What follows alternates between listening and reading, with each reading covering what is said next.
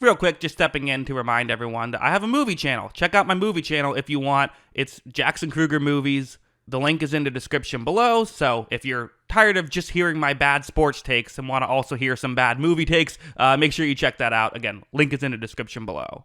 All right, let's talk about Lukas Van Ness, who I thought had his ups and downs in 2023. He was a prospect I wasn't as crazy on as some other people were, but he had a really good preseason, and I was kind of excited to see what he was going to do in the regular season. And I thought he had his ups and his downs in the regular season. Showed some real flashes, but also had some areas he needs to improve upon. So in this video, I'm going to talk about it all. The good, the bad, what I saw from going back and watching his 2024 film. Let's just get into it.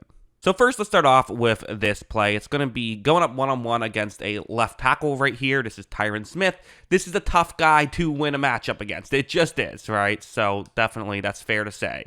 But still, hey, you're in the NFL. I mean, you have to be able to beat good tackles sometimes, even great tackles like Tyron Smith. So while it's understandable to not win every rep, still, I think it's valuable film to look at. Well, let's see how this one goes. Van Ness is going to, when this play begins, kind of try to use his power. But this is one of the issues I had about Lukas Van Ness. And it's not a big issue, but it's something that's fair, is Van Ness is someone who was able to overpower people so easily at the college level. At the NFL level, you need more than that. You're going up against the strongest people alive, and if you don't have the hand placement that you need, it's going to be just, it's not, you're not going to get consistent pressure. You're just not. There's never been a dominant edge rusher in the history of the NFL that relied on just power. You see here that Tyron Smith is able to kind of close off that block pretty well. Again, you're going up against the best of the best. I'm not expecting you to be able to do great every single time here, but still, this is a potential issue you could have with Van Ness. Like this one's another one, once again, against Tyron Smith. It's going to be a one-on-one block right here, and let's see what happens. When this play begins, you see that right here. Again, Smith has the hand placement he wants. Van Ness is going to try and go for maybe more of an inside move right here, but it's just not going to work. You see, I mean, again, really good stuff from Tyron Smith. Hey, Tyron Smith, really good. That's why even despite a lot of injury history, he's still got $20 million a year from the Jets because of what he can do. But still, it's just one of those things where it's an example of a larger point of, like, you're going to need more. You just are. Because, like, sure, you could easily write these off and say, well, it's Tyron Smith. There also are things like this, which this is going to be a rushing play, but you see it's actually a tight end who's going to block Van Ness one-on-one right here. So it should be a massive mismatch in the Green Bay Packers' favor. Look at how when it begins, though, you see that, again, it's right here, an opportunity for Van Ness to make a play.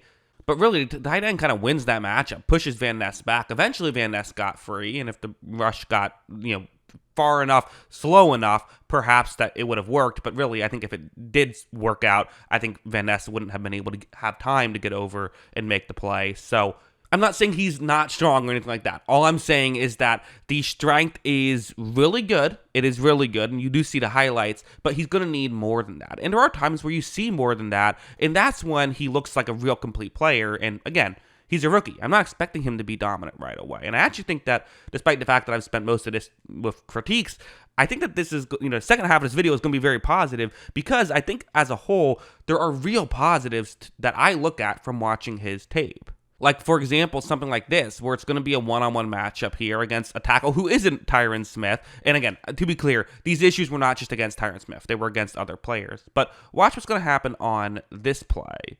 It begins, and you see that Van Ness going with more of an outside leverage type play, and if he can get more of these types of situations, using his speed and just finding ways to give him the slight edges that I think anyone needs at the NFL level, the tackle can't push him behind the quarterback, and he gets to Patrick Mahomes, not an easy guy to get to right there. So again, we're talking about a backup tackle for the Chiefs versus Tyron Smith, so those are kind of two ends of the spectrum for sure. But nonetheless, it's still it's an example of, like, okay, his strength is going to work against a lot of players. He just has to get to these situations more frequently for him to go from being like a solid player to a star. Because, like, there also are plays like this where he really does flash his potential on certain plays. This one, it's going to actually be a designed run with Justin Fields. He'll fake a handoff towards the top of the screen, and then he'll run out towards the bottom of the screen. You see Van Ness. He is the one who I have circled in black. Okay, let's see how this works. Well, when it begins, you see that right here, Fields is about to keep the ball himself. And usually the rule of thumb is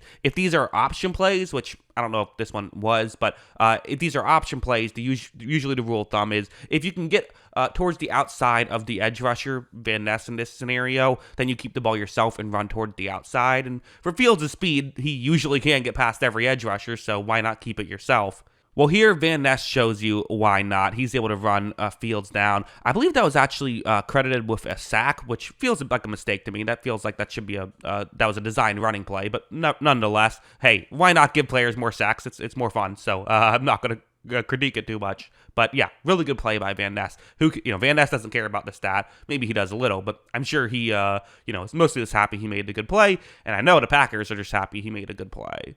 So yeah, those are my thoughts on Lukas Van Ness, a player who, has come in and not lit the world on fire necessarily, but he's a rookie, and I don't think anyone who watches college tape was like, oh yeah, he's going to be a Pro Bowler, all pro as a rookie. That just wasn't in the cards, really. But he's come in, he's put up good numbers for sure, and good advanced numbers for sure, and put up good tape, I would say. There still are things he has to work on. I think he has to work on the hands is a big aspect to get to that next level and be like a consistent 10-sack guy, to be someone who could be like a star player in this league and be worth the kind of mid-first round pick that he was that was used to select him.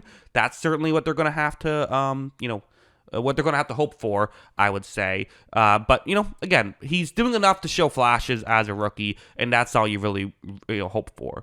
I think evaluating edge rushers in general is always, I feel like my perception and the fans' perspective is always different, because I feel like the fans, when you're watching a tape, you don't notice the losses. You only notice the wins, right? You're not really paying attention. You're not just watching the edge rusher every single snap. You're watching other stuff. So you might notice a near win, but for the most part, you're just, you only notice when good things happen. So that's why edge rushers, and wide receivers, everyone always loves, whereas offensive linemen and cornerbacks, everyone always hates, because you only notice their losses.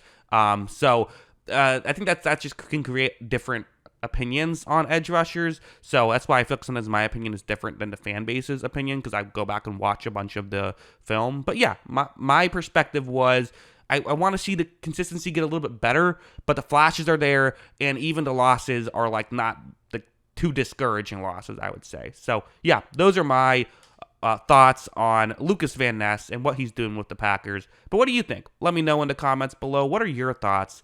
Always love hearing from you. And of course, as always, thanks for watching.